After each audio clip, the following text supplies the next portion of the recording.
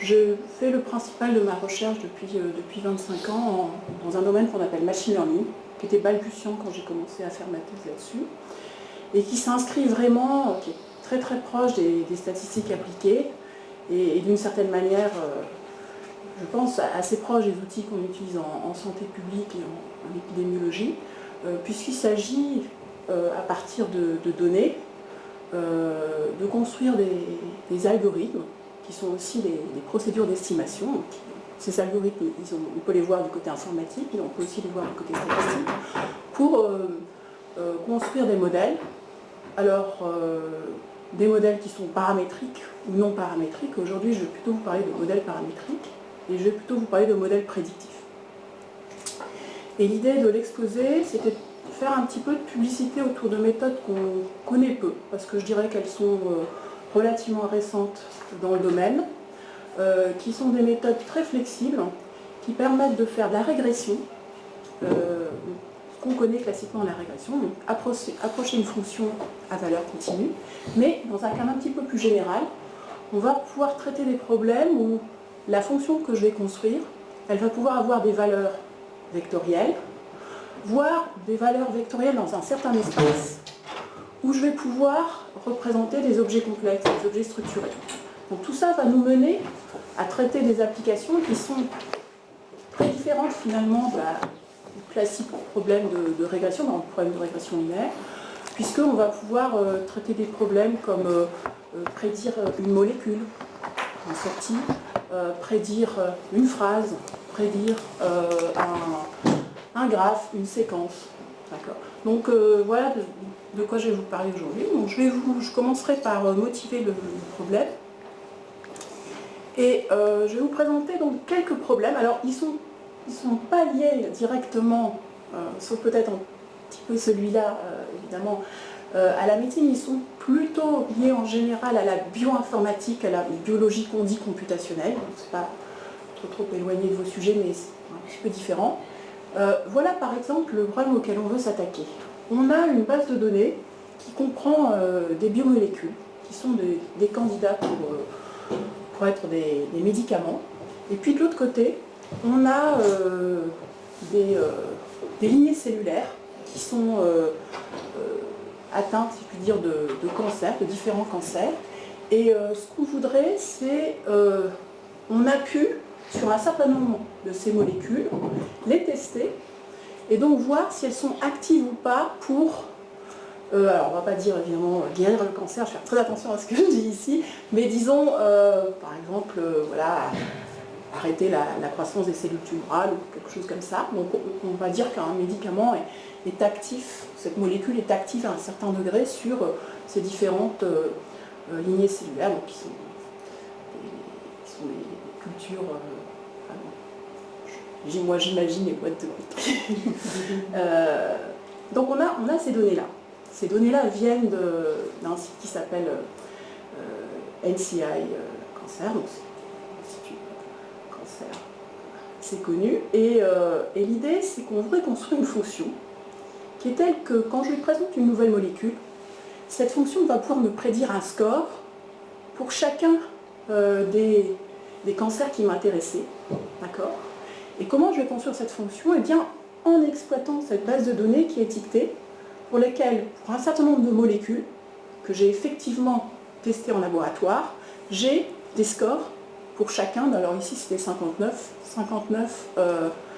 cancers.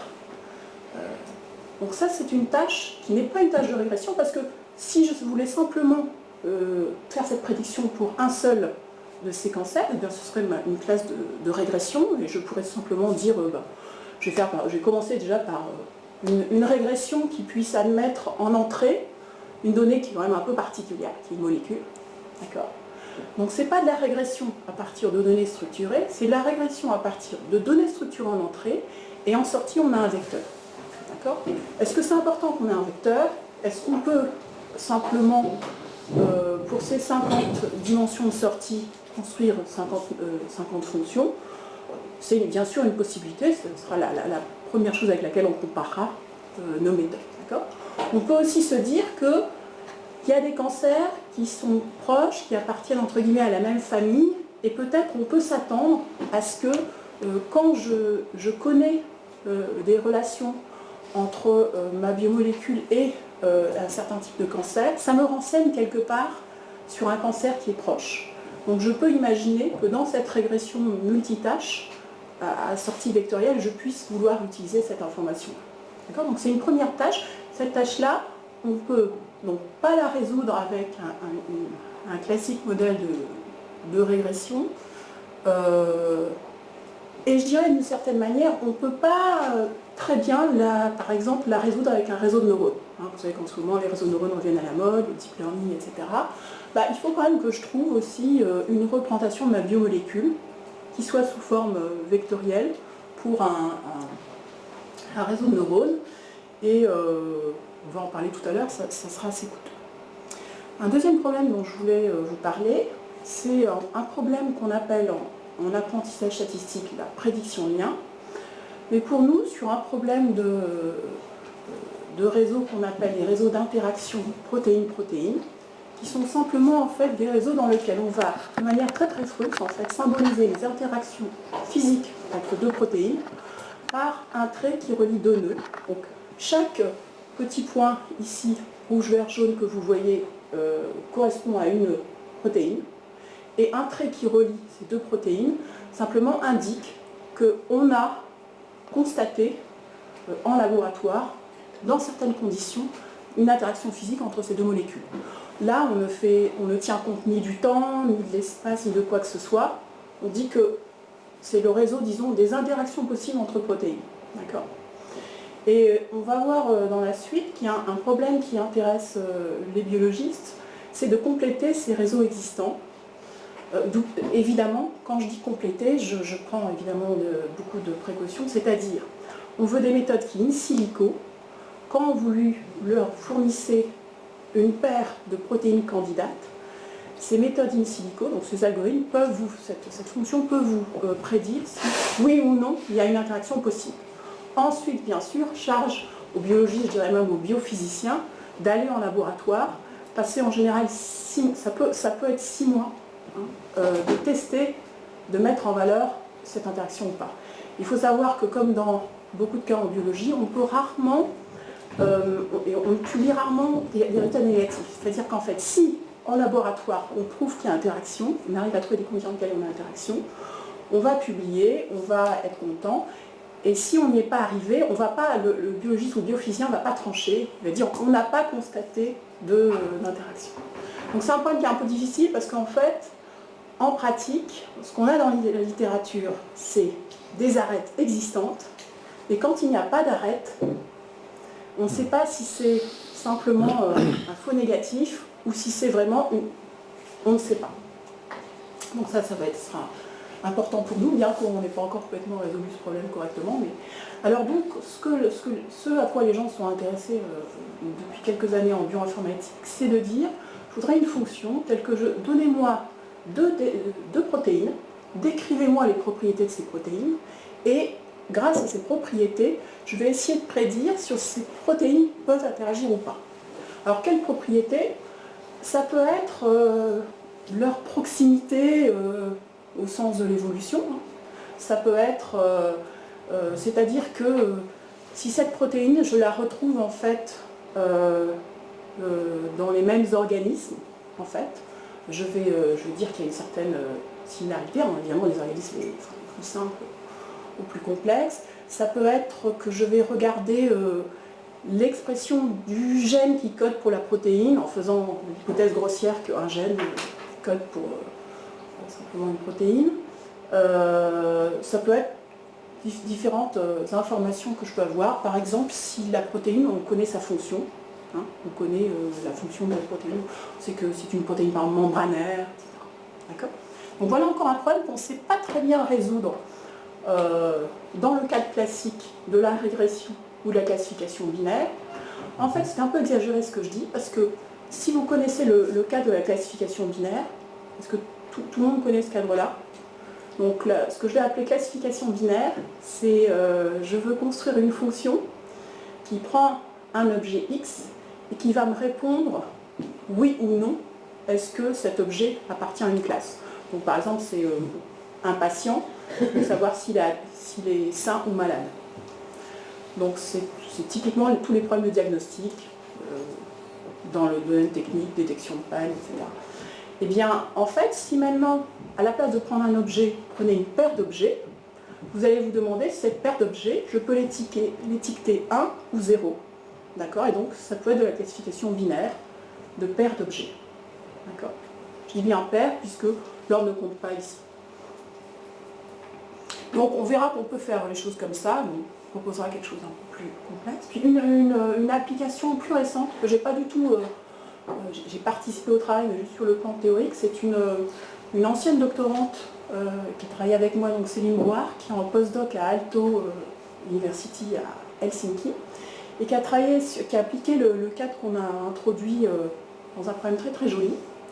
On mesure par spectrométrie de masse le spectre de masse d'un métabolite. Et c'est souvent assez difficile quand on mesure ça, en fait, on ne sait pas trop bien associer vraiment le métabolite qui correspond à ce spectre de masse. Et donc l'idée, en fait, c'est de faire un outil qui aide les biologistes à prédire ce métabolite. Donc cette fonction qu'on veut prédire, qu'on veut apprendre à partir des données, elle prend ce spectre de masse qui sont en fait essentiellement des pics, hein, des scores pour un certain nombre de masses qui sont ici en abscisse. Et puis en sortie, on peut carrément prédire une molécule. Une molécule. Donc on est vraiment dans un problème assez complexe aussi. Et puis dernier problème, alors j'ai un tout petit peu modifié par rapport au 8 novembre, mon exposé. Un tout petit peu influencé par le mail que Bruno m'a envoyé avant mon exposé. Je me suis dit qu'il y a beaucoup d'outils qui vont être nouveaux pour vous. Donc ce problème-là, je vais en parler maintenant, mais je ne vais pas le détailler dans l'exposé, parce que j'ai trouvé que c'était trop lourd et trop complexe de tout le détailler. Mais bien entendu, si vous avez des questions, je répondrai. Donc ce problème-là, on va sortir du cadre supervisé classique, et on va dire, voilà, je m'intéresse à un problème en bioinformatique qui est l'inférence de réseaux de régulation génique. Vous avez entendu parler. Donc avec l'avènement des techniques de puces ADN et maintenant des nouveaux séquenceurs, on peut en fait mesurer le niveau d'expression des gènes dans des conditions données, dans des tissus donnés, chez un organisme donné, chez un organe et un organisme donné. On peut parfois, quand on a la possibilité, on peut obtenir des séries temporelles de profils d'expression. D'accord. Et on voit ainsi en fait l'organisme qu'on étudie répond à un signal, qui peut être un signal d'entrée quand les expériences ont, par exemple ça peut être un stress, ça peut être certaines conditions, si c'était interne ça pourrait être une hormone, etc. Un signal par exemple de réparation, toutes sortes de signaux qui peuvent arriver. On voit en fait comment l'organisme répond en mesurant l'expression des gènes. Et ensuite, ce qu'on aimerait faire, c'est à partir de ces séries temporelles, essayer d'extraire les influences entre... alors on parle de réseaux de régulation génique, c'est-à-dire qui régule qui, en disant qu'un gène en régule un autre, si l'expression, un gène A régule un gène B, si l'expression du gène A influence l'expression du gène B à T+1 par exemple. D'accord ? C'est sommaire hein, comme définition, mais c'est quelque chose qui permet, donc par exemple, les premiers réseaux qui ont été bien la Copéron, etc., mais les réseaux par exemple qui ont été bien décrits, c'est par exemple, au départ c'était les dommages à l'ADN. Chez la bactérie, on a commencé à étudier ça. La bactérie, subtilis. On a commencé à regarder ça, puis progressivement, on est passé aux levures, on est passé, etc. Et donc, ce sont des outils qu'on utilise de plus en plus, hein, notamment quand on cherche des signatures par biomarqueurs sur certaines maladies. On fait référence souvent au fait que on sait que les gènes entre guillemets, se régulent les uns les autres à travers leur expression. Et donc, c'est intéressant de savoir que si vous avez tel gène qui est muté, le réseau qui est censé répondre à un certain signal d'entrée est défectueux. Donc c'est des choses qui sont assez importantes, on balbutie, enfin on arrive un peu à faire des choses, c'est le début. D'accord ? Juste dans ce problème-là, en fait, on a simplement des séries temporelles multivariées. Et finalement, ça peut paraître assez classique. Et on veut connaître les relations entre séries temporelles. Alors, causale, vraiment au sens de la causalité de Granger, enfin, il y aurait une notion de causalité voilà, simple, qui se comprend bien temporellement. Alors, pour résoudre ces problèmes-là, les outils qu'on a habituellement, jusqu'ici, c'est-à-dire les méthodes à noyau classiques, support vector machine si vous connaissez, les arbres de décision, de régression, les réseaux de neurones, tout ça, ça va pas fonctionner.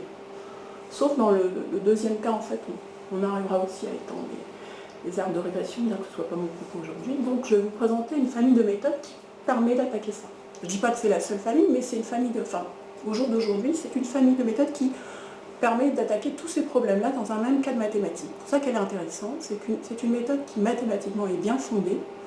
On sait ce qu'on fait au niveau mathématique, on comprend les choses, et comme on comprend les choses, c'est comme un jeu de Lego. Une fois qu'on a bien compris comment les rouages et les briques de base sont boîtées, on peut généraliser à des nouveaux problèmes. Donc, je n'ai pas oublié de faire un petit rappel de l'apprentissage statistique supervisé, simplement pour qu'on soit sur la même longueur d'onde. Donc peut-être que pour certains, vous connaissez, peut-être que vous travaillez avec d'autres modèles et vous allez retrouver vos petits en disant mais tiens, en fait c'est assez proche de ce que je fais finalement, mais moi j'appelle pas ça comme ça. Et donc du coup, dans une partie de mon exposé, il ne faut pas que je surveille l'heure parce que je suis très bavarde. J'ai jusqu'à quelle heure ? Donc j'ai préféré en fait faire une petite introduction pour qu'on soit sur la même longueur d'onde. Et puis après, je vais vous parler des choses, disons, un petit peu plus nouvelles. Donc en fait, je n'ai pas remis ici l'image, mais si je voulais faire de la classification binaire en dimension 2, si j'avais un patient, si je lui demandais ses symptômes, d'accord, imaginons que je n'ai que 2 symptômes et que j'ai des patients qui sont caractérisés par ces points bleus et ces croix bleues, d'accord. Une problématique à laquelle on s'intéresse en apprentissage statistique, c'est la classification supervisée binaire. Donc c'est construire une fonction ici qui sépare en fait ces données des deux classes. Il y a bien sûr plein de façons de faire ça. Une façon de le faire, c'est d'aller modéliser les probabilités sous-jacentes, distribution de probabilité de la classe patient sain, distribution de probabilité de la classe patient malade, et puis construire un classifieur qui s'appuie, le type classifieur bayésien, qui s'appuie sur ces probabilités-là. Peut-être que c'est ce genre d'outil que vous utilisez. Ici, on va plutôt s'intéresser à des approches dites discriminantes, c'est-à-dire qu'en fait, je n'ai pas cherché à modéliser les probabilités sous-jacentes.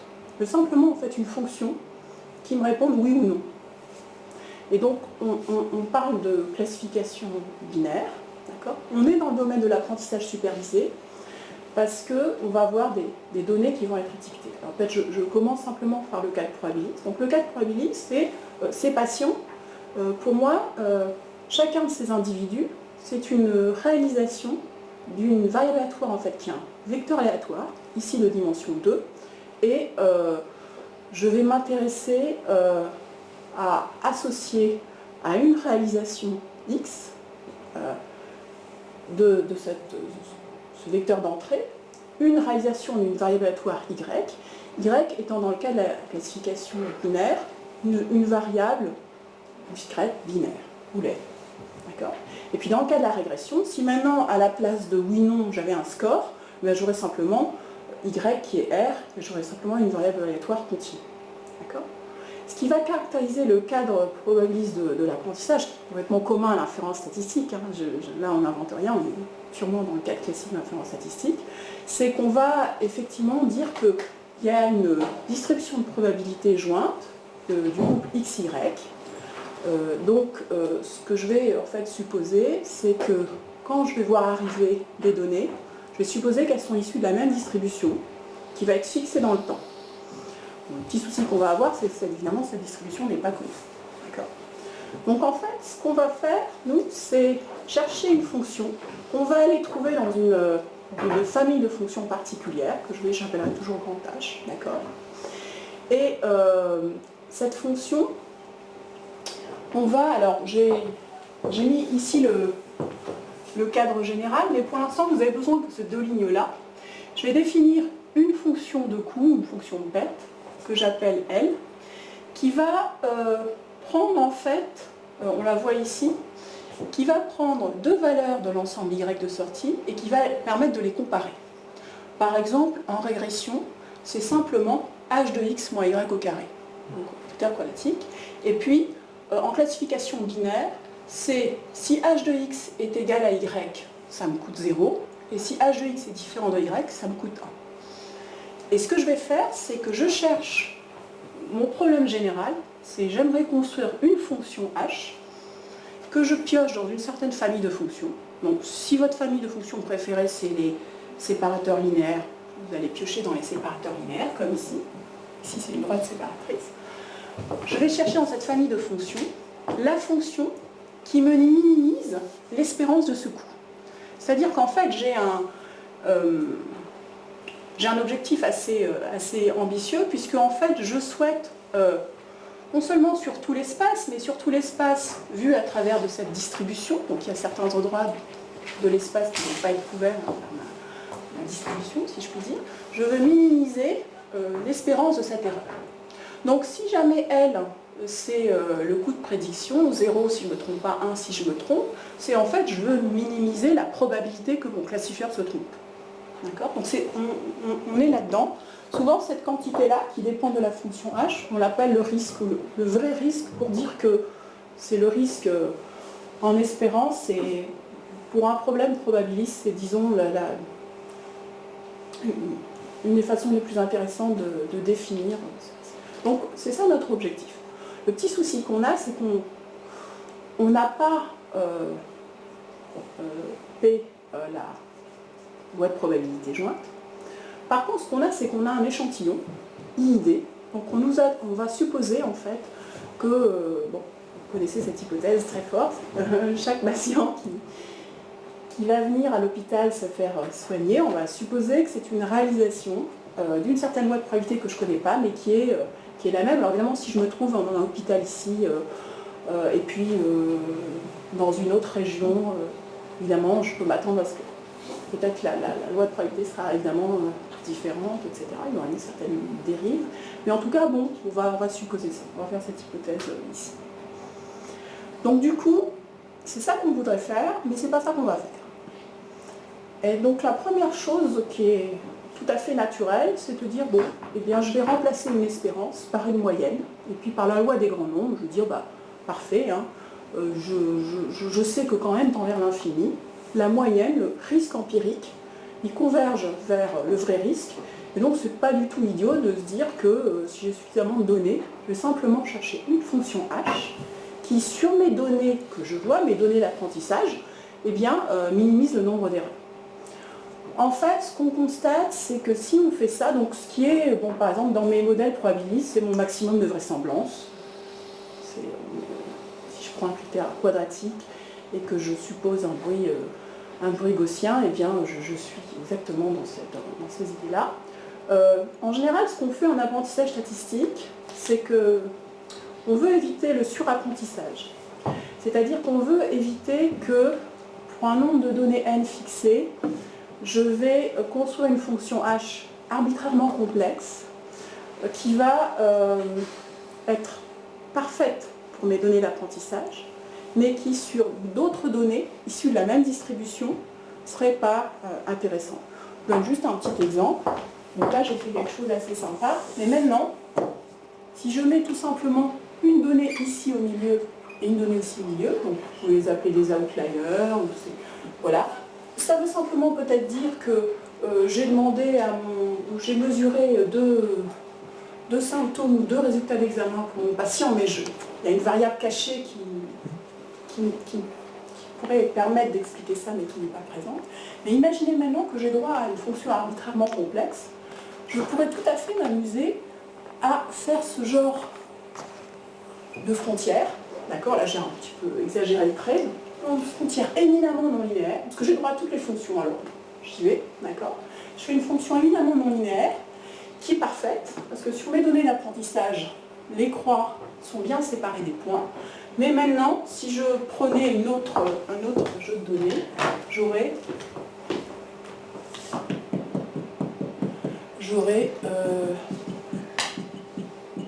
des erreurs. D'accord, on voit maintenant. Donc voilà, donc en général, alors je vais essayer de juste un peu accélérer, mais en général, nous, ce qu'on fait en apprentissage statistique, c'est assez bien manié, c'est qu'on définit un terme régularisateur, et ce terme régularisateur, c'est une fonction oméga de la fonction qu'on cherche, et cette fonction oméga, elle mesure la complexité. Pour prendre un exemple, si h de x était simplement θ transpose x, donc le modèle linéaire habituel, d'accord, eh bien on prendrait par exemple un choix possible qui est assez bien, disons, détaillé dans la littérature et bien connu, c'est de prendre la norme de θ au carré. θ est un vecteur, je prends sa norme au carré, et ce que j'essaye de faire, c'est effectivement d'avoir le modèle le plus, entre guillemets, plat possible, hein, avec les plus petits coefficients possibles. Donc c'est une manière de faire. Bon, disons que c'est dans ce contexte-là qu'on va travailler. Vous observez évidemment qu'il y a un talon d'Achille à cette roche, puisqu'on voit apparaître ici maintenant deux termes. Mon terme qui est bien justifié, puisque c'est ma moyenne, et c'est ce qui va approcher finalement mon espérance. Et puis un second terme, et pour équilibrer en fait ces deux termes, il y a un hyperparamètre qui va être à définir. Alors, il y a deux choses à dire. D'abord, le oméga de h, c'est pas n'importe quoi. Il y a une théorie qui s'appelle la théorie de l'apprentissage statistique de Vapnik, qui étaye en fait cette manière de faire, hein, qui donne les théorèmes, les bords, c'est-à-dire en fait qui dit comment Rn de h tend vers R de h, et quand on regarde comment cette quantité tend vers la quantité espérée, en fait on voit apparaître un terme oméga de h. On sait à peu près comment en général choisir oméga de h, en tout cas grossièrement, très grossièrement. D'accord. Et la deuxième chose, c'est qu'il y a ce lambda. Et ce lambda, c'est un hyperparamètre, et ça, je dirais, c'est vraiment le talon d'Achille de toutes ces méthodes d'inférence statistique avec régularisation, c'est que lambda, il faudra le définir. Donc souvent, on définira par validation croisée.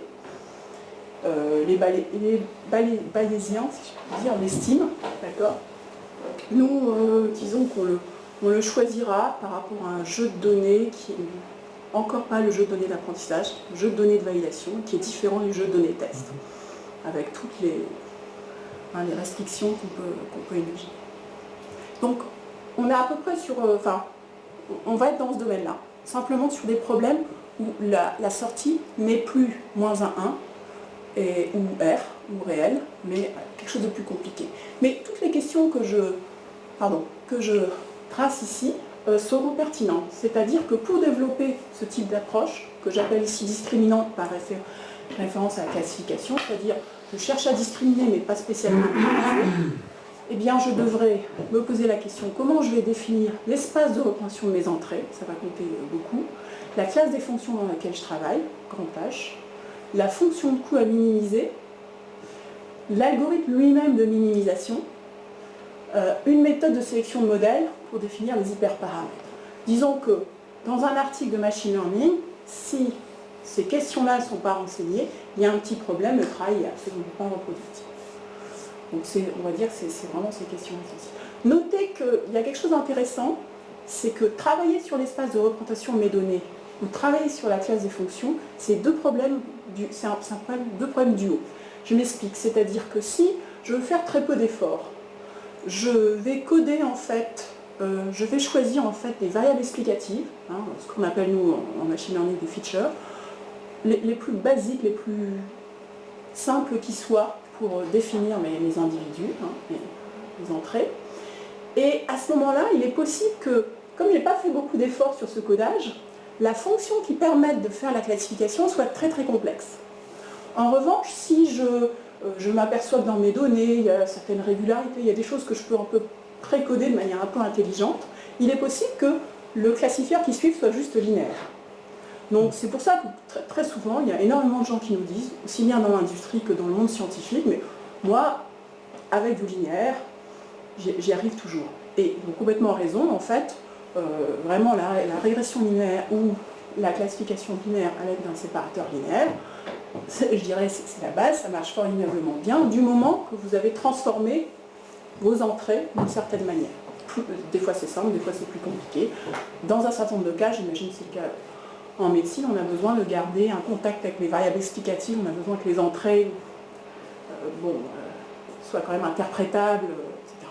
D'accord ? Ce qui ne va pas être le cas dans les grandes problématiques d'Internet du style vous voulez prédire sur la page web où va être le bandeau de publicité, etc. Hein, on s'en fiche complètement d'expliquer ce genre de décision. Donc on va voir apparaître dans les années qui viennent deux types de machine learning. Un machine learning qui va se rapprocher de plus en plus de l'inférence, disons des objectifs de l'inférence statistique, tel qu'on a toujours connu, c'est-à-dire une recherche d'interprétabilité, d'explicabilité, qui sera toujours nécessaire quand vous faites voler des avions, quand vous n'allez pas mettre un réseau de neurones, etc. Et puis une assez grande un assez grand domaine du machine learning où on s'en fiche de tout ça et on va être dans une boîte noire. Alors, les algorithmes que je vais vous proposer ici, ils n'apportent pas grand-chose sur le côté interprétabilité. Par contre, mathématiquement, ils sont carrés. Voilà, on va tout faire en même temps.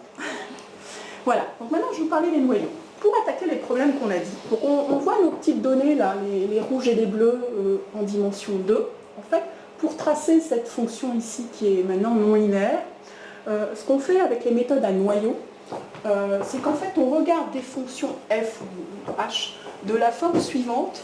Ce sont toujours des fonctions qui sont des sommes, ici pour i égale 1 jusqu'à n, où n est le nombre de données, de alpha i, donc en fait une combinaison linéaire de fonctions k qui s'appliquent à x et à xi. Xi, rappelez-vous, c'est mon échantillon d'apprentissage, des entrées. Et cette fonction, elle prend pour x un individu que je veux maintenant classer, pour lequel je veux prédire ici quelque chose. En l'occurrence, là, je vais prédire un score. Eh bien, on va prendre une combinaison linéaire de ces valeurs-là. Qu'est-ce que c'est que ces valeurs-là? K va être une fonction qu'on appelle noyau. C'est une similarité qui a le bon goût de correspondre à un produit scalaire dans un espace particulier. C'est-à-dire que cette fonction k de xx', elle a la propriété qu'on peut trouver une fonction phi et un espace grand F tel que k de xx', ces crochets-là, c'est le produit scalaire de f de x par f de x', dans un certain espace. Notez que le couple phi f n'est pas unique. Par contre, je sais toujours au moins en définir un. Et celui que je sais définir, il est un peu complexe, mais c'est une très jolie idée. C'est je prends x et je lui associe la fonction d'une seule variable, k.x. Quand je dis k.x, c'est que j'ai une fonction de deux variables, je l'ancre en x. Donc il y a une partie qui ne bouge pas, sous une fonction symétrique. Le x ne bouge pas, et l'autre, c'est une variable muette, et ça me fait une fonction. Eh bien, prendre x, lui faire correspondre dans cet espace fonctionnel cette fonction particulière, et la fonction k.x, c'est une fonction, qu'est-ce qu'elle fait? Elle compare x, elle compare le quelque chose, l'entrée à x, d'accord? Eh bien, c'est une façon d'interpréter cette fonction noyau et d'appliquer ce qu'on appelle l'astuce du noyau. C'est-à-dire que, en fait, ce qui va se passer, c'est que quand je travaille avec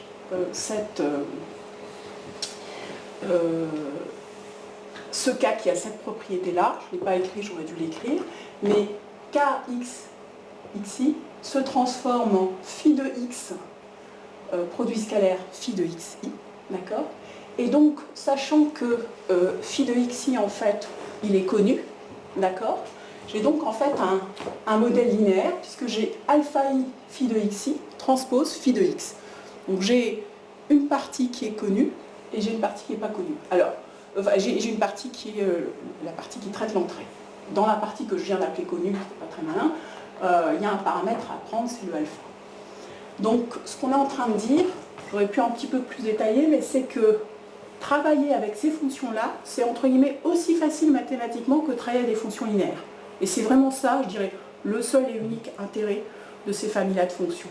Tout ce qu'on va savoir sur le linéaire va s'appliquer.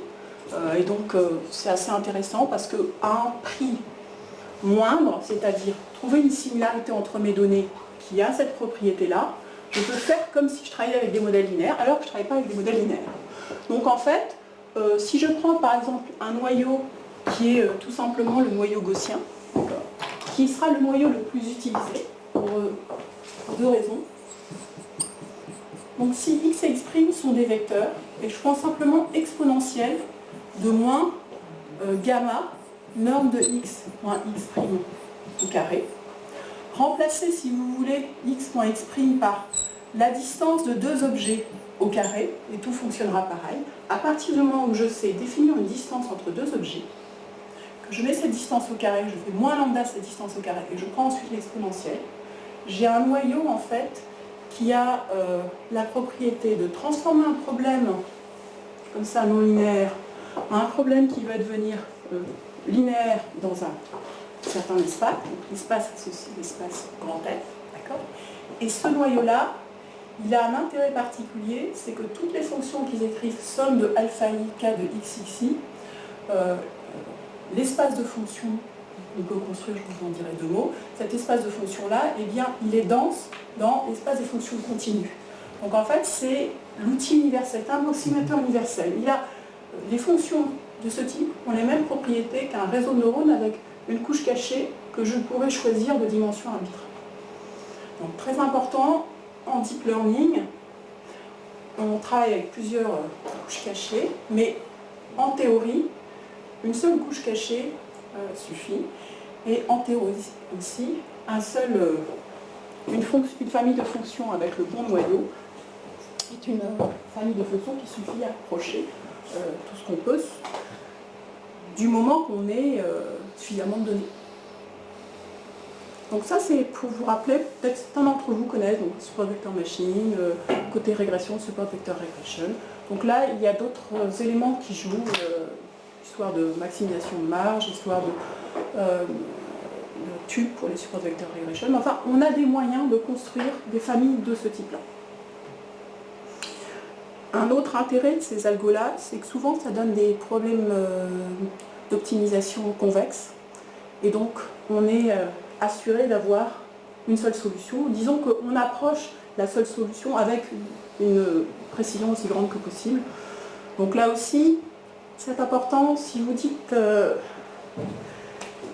à un médecin ou à une personne qui construit un avion et qui fait de la maintenance prédictive, si vous lui dites on va embarquer un algorithme, il a convergé vers un minimum local, normalement c'est bon, mais voilà, tout ça c'est des petits arguments qui vont venir étayer un petit peu les... Bon, vous avez compris que je suis pas convaincue, bien que je ne sois pas rentrée dans le domaine. Voilà, donc en fait, avec ce cadre-là, on va l'étendre pour que les sorties soient plus simplement des sorties scalaires, mais des sorties vectorielles.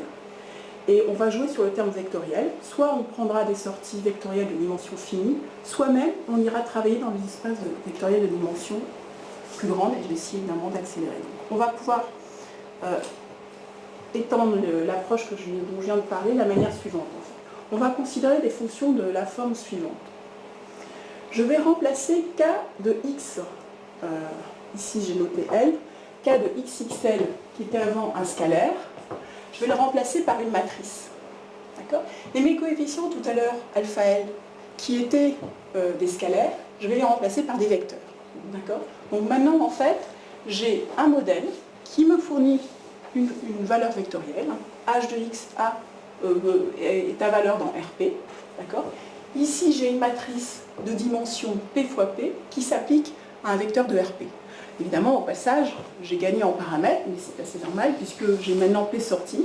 D'accord ?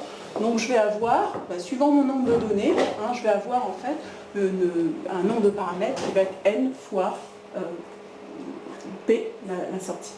D'accord ? Donc voilà cette idée. L'astuce en fait, c'est que tout ce qu'on connaît sur les noyaux, ça fonctionne encore. D'accord ? Donc je vais vous montrer ce petit tableau. Donc si maintenant je m'attaque à mon problème de multitâche, régression multitâche, je peux dire, pas de souci, je sais travailler avec les SVM ou avec le kernel ridge regression, donc je sais travailler avec des familles comme ça. D'accord ? Et donc simplement ce que je vais faire, c'est que j'ai oublié un petit i là, mais c'est pas grave, je vais traiter P problèmes différents. À chaque fois, j'aurai un jeu de données, d'accord ? Il sera indicé par i. I, c'est le numéro de la tâche que je traite, d'accord ? Je choisirai mon noyau préféré, ça peut être le noyau gaussien. Je construirai une fonction de ce type, il y a un petit i qui mange, je l'ai pas vu à la lecture, et je peux travailler comme ça, de manière indépendante, d'accord ? Une autre façon de faire, c'est de dire maintenant, j'ai la possibilité d'avoir un noyau à valeur matricielle. Alors là, c'est beaucoup plus riche, puisque on va l'étudier si maintenant j'ai droit, non pas à un scalaire pour comparer x et xl, mais à une matrice entière, d'accord ? Je dois tenir compte du fait que k de xxl, c'est bien pour mesurer quelque part une certaine similarité entre x et xl, mais aussi k de xxl qui devient cette matrice, d'accord ? C'est aussi une matrice qui me fait passer d'informations qui sont des informations des entrées vers l'espace de sortie. Donc il faut que je réfléchisse à comment articuler tout ça, d'accord ? Mais c'est ça qu'on va faire. Donc la première idée je pense qu'il y a... Alors je vais passer ça, vraiment, c'est les propriétés que doit avoir un noyau pour que ça marche. Et en fait, c'est vraiment la même idée que les noyaux positifs définis, d'accord ? Si vous voulez, on y reviendra en question, mais c'est pas, en tout cas, on s'imagine bien que ces noyaux-là doivent avoir une certaine propriété. Regardez, si on prend simplement comme matrice la matrice diagonale qui serait constituée en fait de chacun des noyaux que je choisis pour ma tâche. Je pourrais faire ça, ce sera un petit peu stupide, je suis en train de prendre un marteau pour écraser une mouche, puisque en fait je fais ce que je faisais déjà avant, simplement dans un même cadre. D'accord ? Donc là, bon, ça ne m'apporte pas grand-chose, donc on va essayer de remplir un petit peu cette matrice. Et l'idée qui vient, c'est de dire si en fait je rajoute en fait des choses sur la diagonale, eh bien ça veut dire que je vais tenir compte en fait d'interaction entre mes sorties. C'est-à-dire que si je prends quelque chose de diagonal, ça veut dire que j'ai aucune interaction interdépendance entre mes sorties. Si je commence à avoir c'est comme une matrice de covariance dans un vecteur aléatoire. Si j'ai une covariance qui est diagonale, je prends un vecteur gaussien, si j'ai une covariance qui est diagonale, d'accord, eh bien j'ai simplement des courbes d'isodensité, si je suis en dimension 2, qui sont des cercles, donc j'ai quelque chose d'isotrope. Et puis si je commence à avoir une matrice de covariance avec des valeurs arbitraires de part et d'autre de la diagonale, je vais avoir une covariance arbitraire, donc je vais avoir quelque chose qui va être de type ellipse ou ellipsoïde et pas forcément parallèle aux axes. Donc on va s'intéresser à à un type de noyau, celui-là vous pouvez le passer, c'est celui-là en fait, c'est k de xz fois b. Donc je prends mon noyau préféré, et au lieu de multiplier par l'identité, ce qui reviendrait à utiliser le même noyau pour chacune des tâches, j'introduis ici une matrice B, et cette matrice, elle doit quand même être positive définie, d'accord ?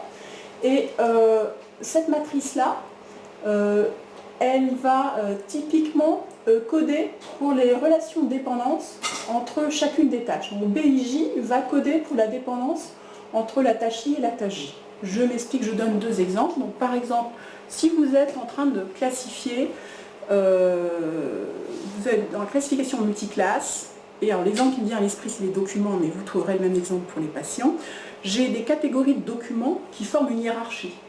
D'accord ? Eh bien, je vais pouvoir coder cette hiérarchie à l'intérieur d'une matrice qui code pour les relations entre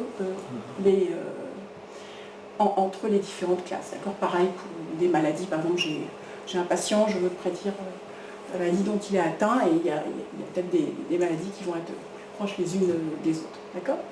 Donc ça, c'est un premier noyau. Il y a bien d'autres noyaux encore plus intéressants, mais c'est déjà un premier noyau intéressant. D'accord. Il parle bien. Et on va voir pourquoi il parle bien dans un instant. Avant ça, je vais juste vous dire qu'on sait construire l'espace fonctionnel qui comprend des fonctions de ce type-là. D'accord. Donc des sommes de k, xi, ai, ai est un vecteur. On sait définir un espace et une façon de calculer dans cet espace vectoriel. En gros, on sait définir les produits scalaires qui sont intéressants. On sait donc définir une norme qui va être, la norme au carré, c'est le produit scalaire de f par f. D'accord. Ça veut dire que si f s'écrit comme ça, d'accord, eh bien la norme au carré de f, c'est la somme de, pour i et j, de ai transpose k de xi zj xj aj. D'accord. C'est une somme de formes quadratiques qu'on sait calculer, enfin qu'on sait calculer. Et puis, on sait doter cet espace-là de propriétés topologiques, c'est-à-dire que cet espace, on le complète, c'est-à-dire toute limite, toute fonction convergente dans cet espace va converger à l'intérieur de cet espace. Ça, c'est très pratique quand on fait de l'estimation. D'accord. Donc, on sait construire des espaces fonctionnels, et quand on sait construire cet espace-là, analytiquement, ça va nous intéresser. Bon. Tout ça, c'est emprunté non pas aux statistiques, mais aux gens qui font l'analyse fonctionnelle. Par exemple, à Toulouse, il y a un gros groupe en maths, Vieux, Ferrati, il y a plein de gens qui sont très très forts là-dedans, qui ont beaucoup contribué. Dans ces espaces-là, on a un théorème, peut-être vous le connaissez, mais en tout cas, je vais juste vous dire l'intérêt de ce théorème. Il dit la chose suivante. Quand je résous un problème, par exemple un problème qui est assez naturel pour nous, qui sont la régression, c'est j'ai des sorties YL qui sont maintenant vectorielles, j'ai une fonction h de x qui me sort un vecteur, je veux comparer, je veux minimiser cette quantité empirique, qui n'est rien d'autre que mon risque empirique de tout à l'heure, plus je veux contrôler quelque part cette norme que je sais écrire, c'est la somme des AI, k, xi, xj, a, j, d'accord. Enfin, pour l'instant, je ne sais pas encore l'écrire parce que j'ai juste dit acheter une fonction, donc je n'ai pas encore dit exactement, mais je saurais très bientôt l'écrire de manière générique. Eh bien, ce problème-là d'optimisation, il a une solution. Alors, il se trouve qu'il va avoir une unique solution, qui va être extrêmement complexe, etc. Mais ce qui va être intéressant, c'est que sa solution s'écrit en un nombre fini de paramètres.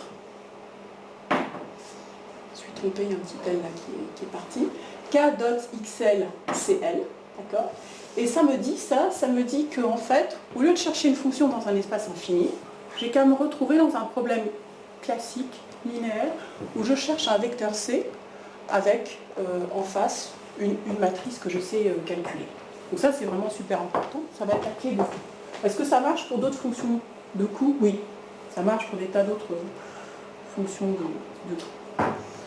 Donc une autre façon voilà, de l'écrire, c'est donc de remarquer que au lieu de chercher la fonction f, on cherchera le vecteur CL. Au lieu de chercher le vecteur CL, on cherchera un grand vecteur où j'aurai mis ça en pile, j'aurai empilé tous mes vecteurs CL, d'accord.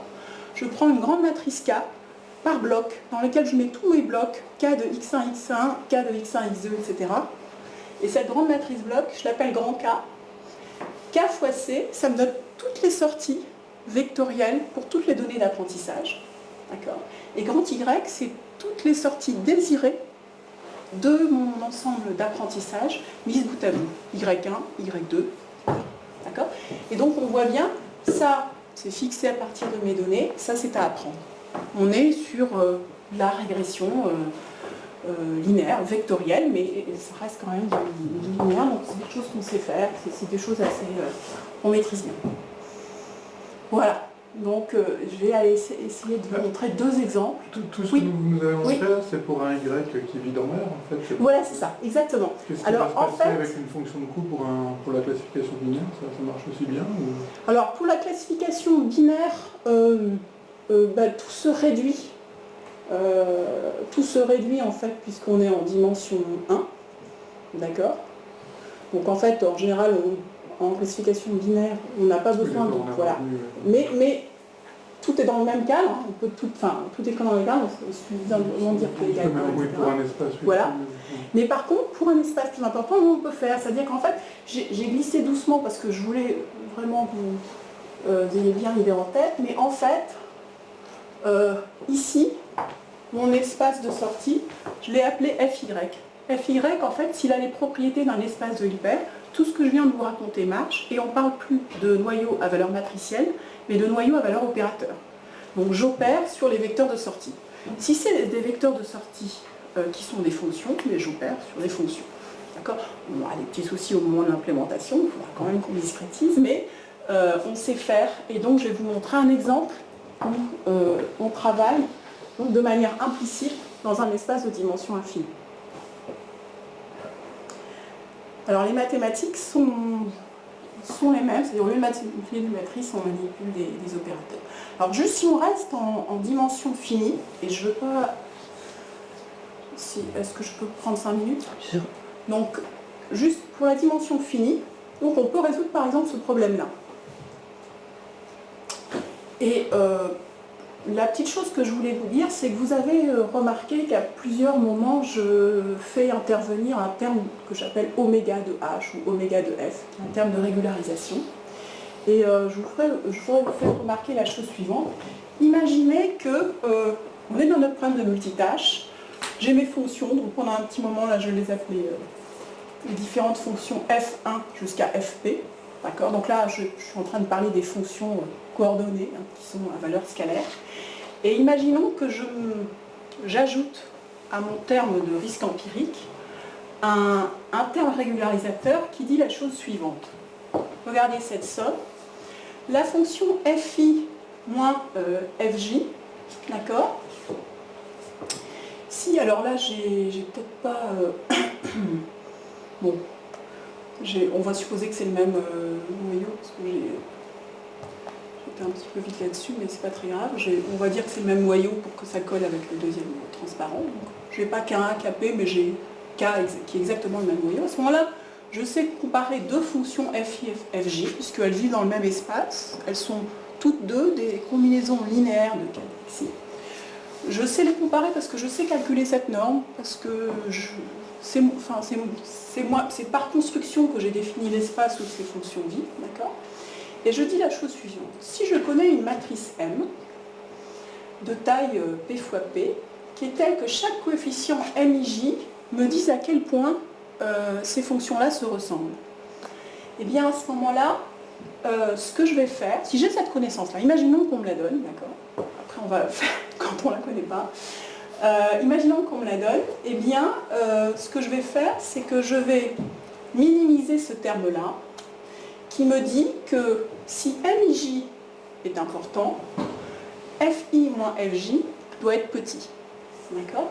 Et si ici j'ai MI qui est important, je dois aussi chercher à faire en sorte que chaque fonction est simple et la moins complexe possible. Et donc l'idée, c'est que je vais prendre ce oméga F à côté de mon risque empirique et je vais contrôler en fait un équilibre entre les deux.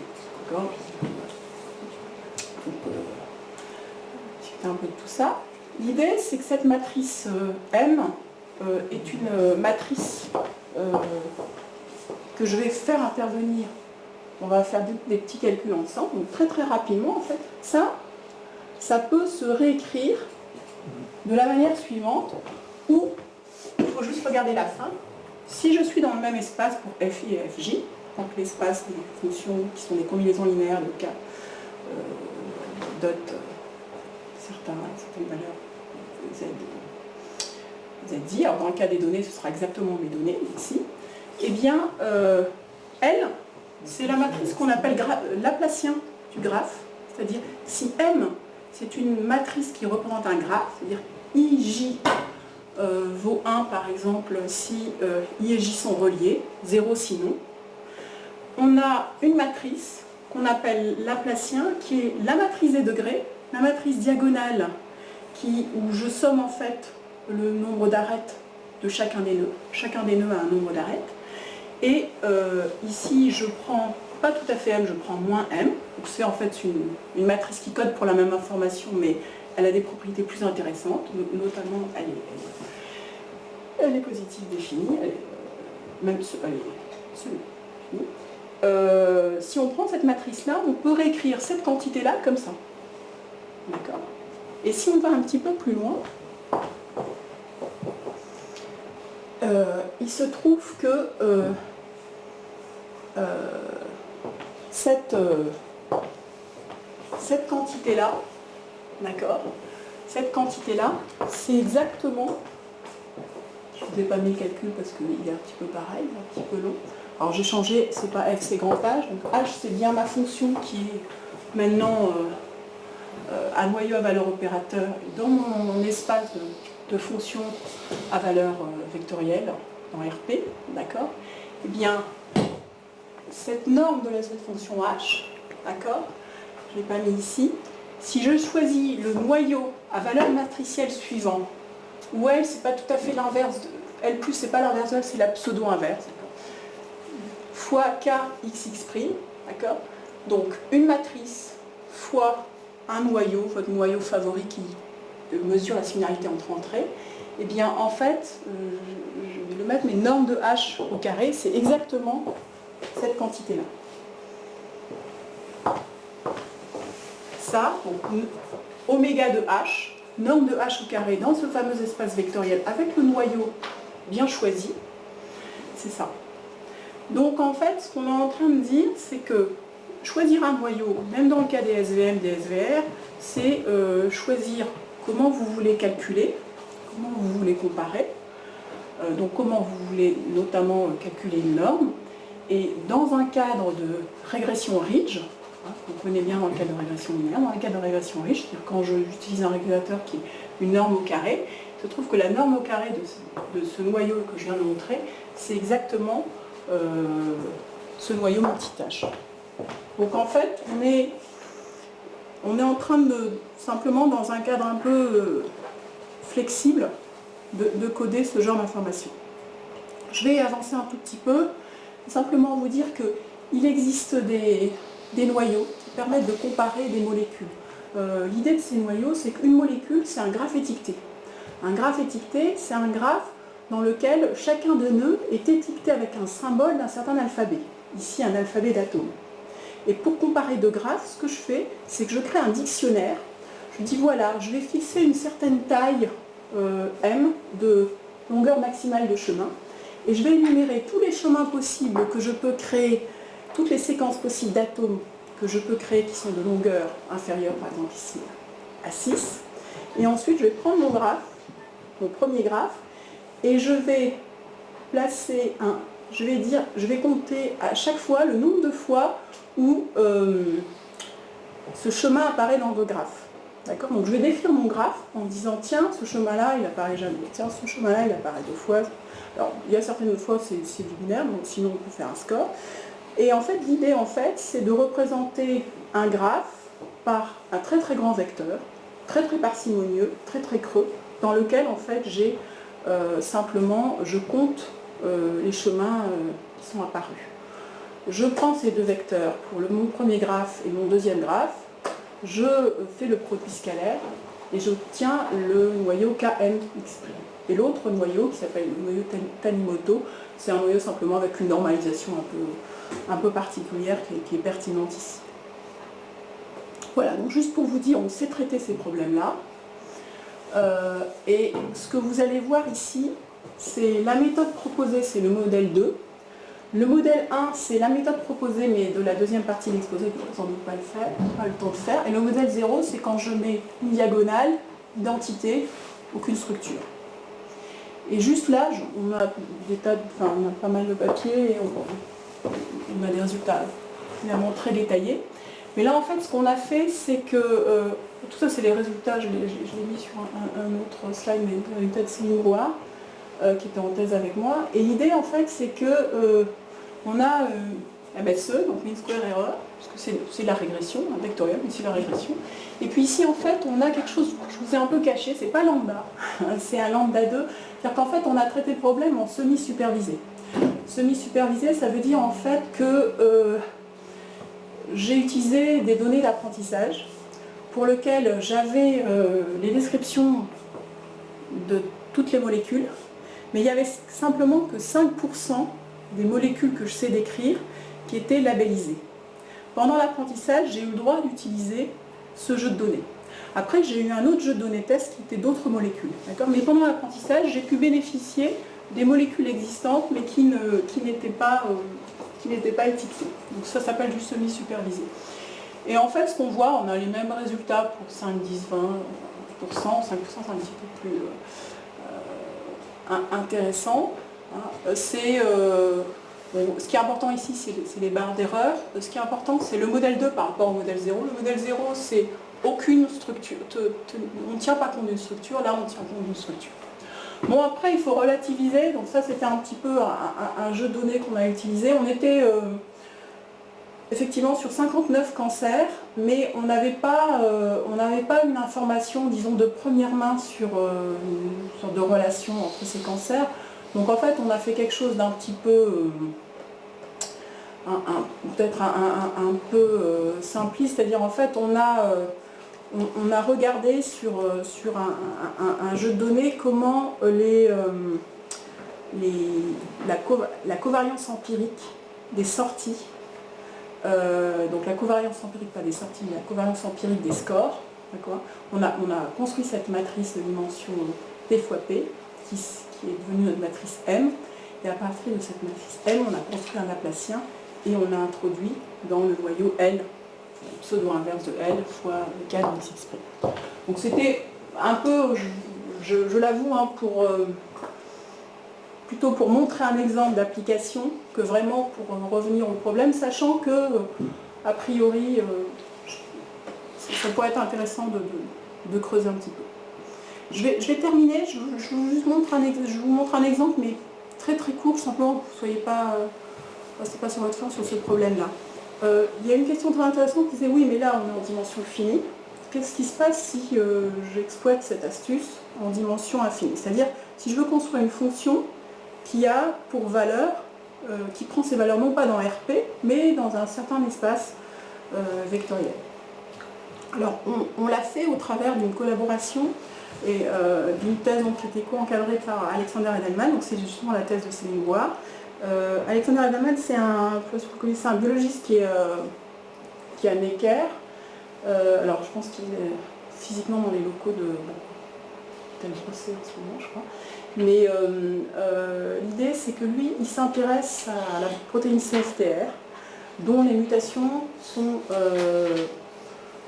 disons, supposées responsables de la mucoviscidose, parce que c'est une molécule qui est extrêmement, c'est une protéine qui est extrêmement importante, qui a de multiples fonctions, et notamment, elle a cette fonction de canal, ce qui fait que quand ce canal ne fonctionne pas, il y a une mucus qui s'accumule. On s'est dit très très simplement. Mais voilà, alors il y a des choses un peu curieuses, c'est-à-dire qu'il y a des enfants qui sont atteints de la mucoviscidose, il y a des parents,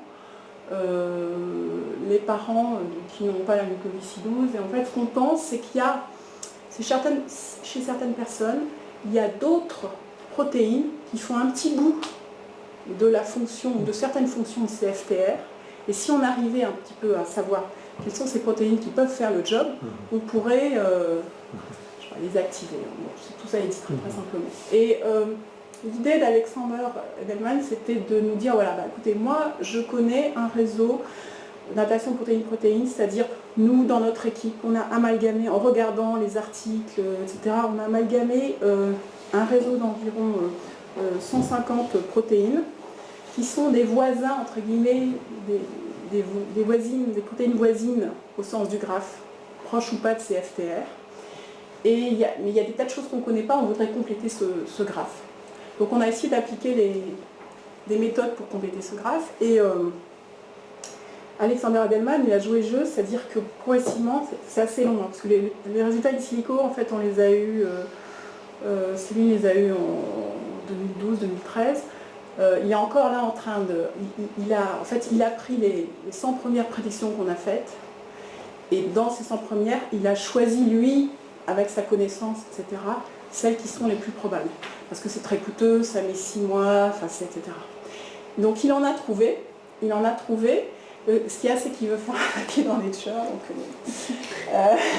Moi, personnellement, je me contenterai d'un papier avec des premiers résultats, mais lui, bon, il veut aller jusqu'au bout, etc. Donc, effectivement, soit c'est jackpot, si on a vraiment un truc super, soit si on a quelque chose d'intermédiaire, c'est déjà pas mal. Moi, je pencherai un peu sur cette solution-là, c'est-à-dire, je pense qu'on a, parmi celles qu'on a prédites, il y en a qui se trouvent. Bon, ça permet, pour moi, c'est un coup de projecteur. C'est-à-dire, on met un projecteur sur un... On ne sait pas du tout où chercher. Bon, on met un coup de projecteur sur ces protéines-là. Donc, alors, évidemment, on a testé toutes ces méthodes sur des bases de données de type levure, enfin, réseau d'inversion protéine-protéine, où là, on connaît beaucoup plus de choses. Donc, le problème, très rapidement, c'est j'ai les molécules, j'ai les protéines qui sont, on va dire, les nœuds d'un graphe. Et ces interactions, ces arêtes symbolisent l'interaction physique. Et dans ce que je vais vous proposer comme méthode, on va faire une hypothèse très forte. C'est qu'on connaît très bien un tout petit bout du graphe. C'est-à-dire, pour que cette méthode marche, on va supposer qu'on connaît très bien un tout petit bout du graphe, c'est-à-dire les arêtes et les absences d'arêtes. Ce qui est, entre nous, les absences d'arêtes, c'est un petit peu compliqué ça. Et ce qu'on va essayer de faire, c'est une méthode qui complète le graphe, d'accord ? Mais nous, ce qu'on aime bien, c'est construire des fonctions. Donc on va construire une fonction qui est telle que si vous me donnez 2 protéines candidates, on va vous dire si oui ou non cette paire est, disons, labellée 1 ou labellée 0. Et donc c'est intéressant parce que par rapport à d'autres méthodes que je vais évoquer, c'est qu'on est capable, sur un nouveau jeu de protéines qui sont ici en rouge, non seulement de prédire si la bleue et la rouge jamais vue sont reliées, mais aussi si 2 rouges entre elles, c'est-à-dire 2 protéines qui n'étaient absolument pas dans mon jeu de données au départ, sont... Alors, dans le cas des protéines, on va dire c'est un ensemble connu, c'est fini, bon, ça peut, mais apprendre une fonction, ça va être toujours un petit peu plus puissant que juste de compléter un graphe. En plus, on le fait en semi-supervisé, c'est-à-dire que ce qu'on va dire, c'est qu'on connaît, en fait, les protéines, je les connais, mais je ne connais pas les arêtes. C'est-à-dire toutes les protéines, je les connais. En fait, le jeu de protéines qui a intéressé le biologiste Alexander Edelman, il les a donnés. Il a dit, ouais, ça c'est la liste de toutes les protéines qui m'intéressent, mais on va simplement dire qu'on ne connaît que ce sous-graphe-là. Alors comment on fait ça? Regardez, on avait dit qu'on construisait un classifieur de paires. Donnez-moi une description X et X' de 2 protéines. Je vais construire une fonction qui doit me répondre 0 ou 1. Alors la fonction, je vais la définir de manière très particulière. Je vais prendre le signe de... Tiens, on va voir apparaître un noyau ici. Un truc bizarre, c'est un noyau de sortie. Un noyau de sortie, il va dire... Le noyau de sortie, il va comparer X, X', 2 protéines, et... il va dire si elles sont similaires au sens de ce noyau de sortie, je vais m'expliquer. Et ensuite, on va seuiller et on va dire oui ou non. D'accord. KY de X', ça va indiquer la proximité entre 2 nœuds dans le graphe. En fait, ce que vous allez voir rapidement dans cette application, c'est que les objets d'entrée et de sortie sont les mêmes, ce sont des protéines. Simplement, en entrée, je vais décrire une protéine par une signature sur l'arbre phylogénétique ou bien par les expressions des gènes qui la codent, etc.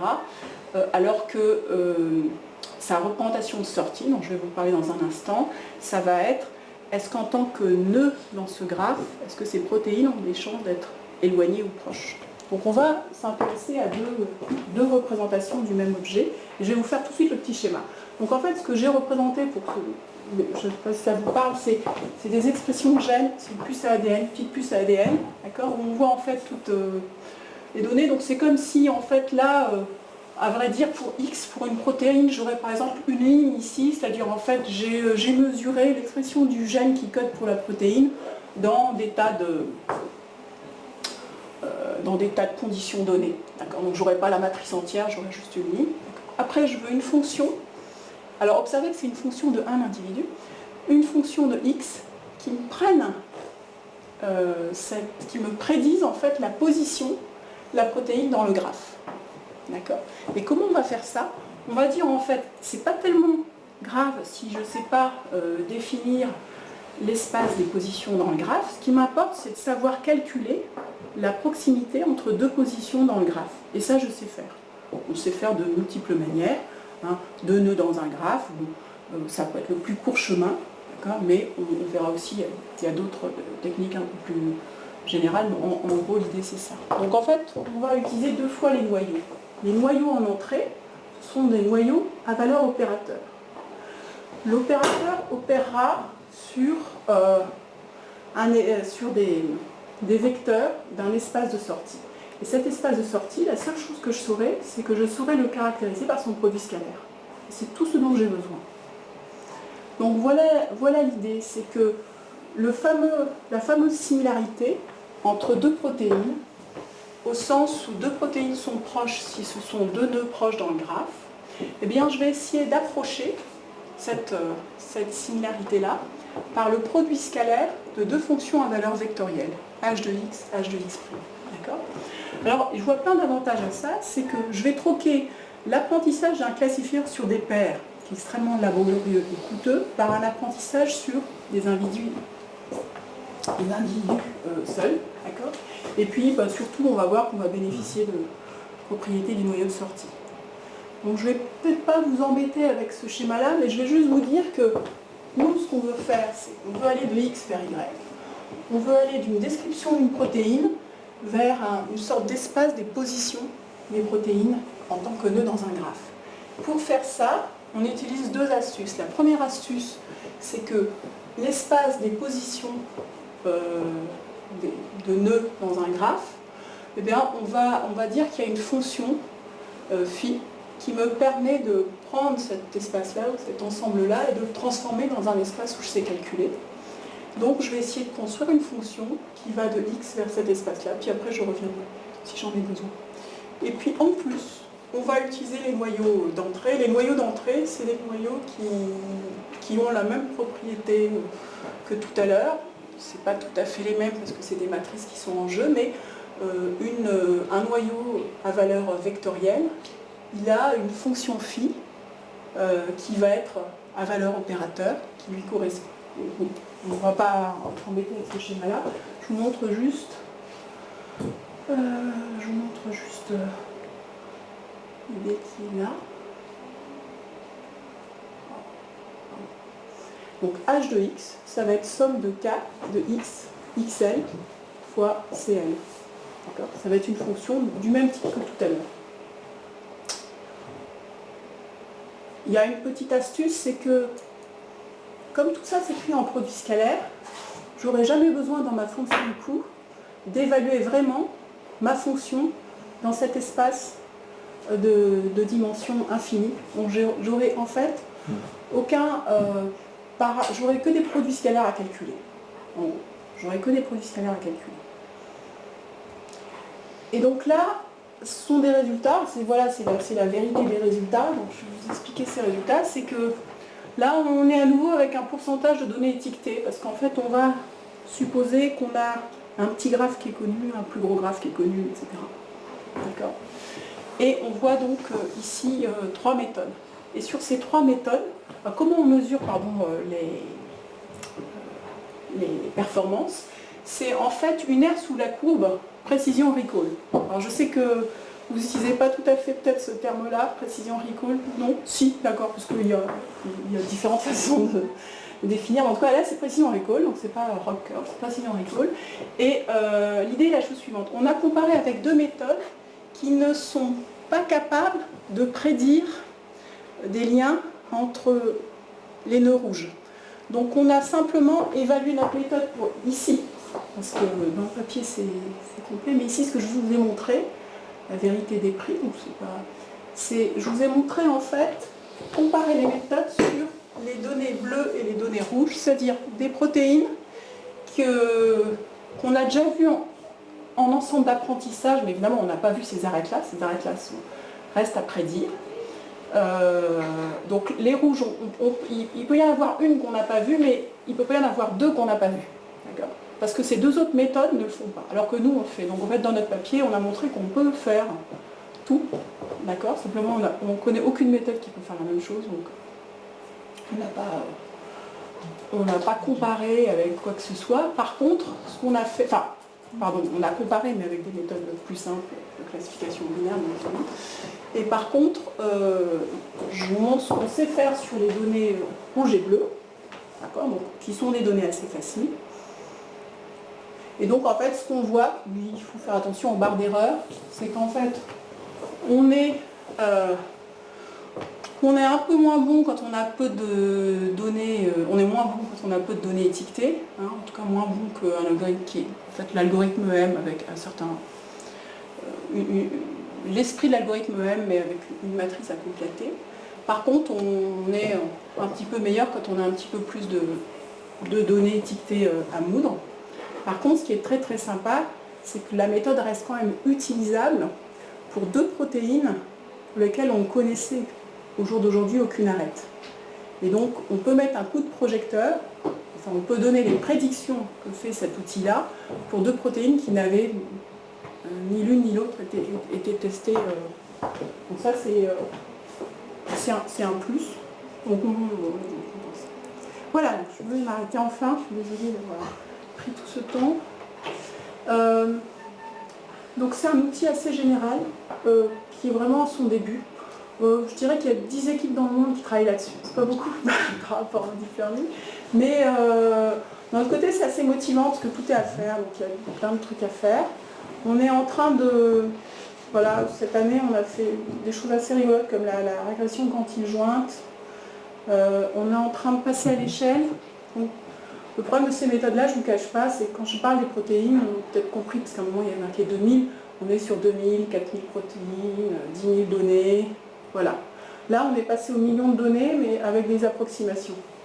Des approximations dont on sait, par théorème, enfin, garantir l'erreur qu'on fait, et dire, voilà, si vous voulez aller très vite, eh bien, vous allez faire une approximation un petit peu moins précise. Et puis, ce qu'on est en train de regarder en ce moment avec un collègue de Polytechnique, des choses qui peuvent aussi vous intéresser, c'est la prédiction de fonctions en sortie. Et ces fonctions sont des distributions de probabilité. Je vous le dis parce que ça peut vous intéresser. On n'est pas du tout dans le bayésien, enfin, au cas où ça évoquerait des choses pour vous. On n'est pas dans le bayésien, on est toujours dans le fréquentisme. En fait, ce qu'on dit, c'est que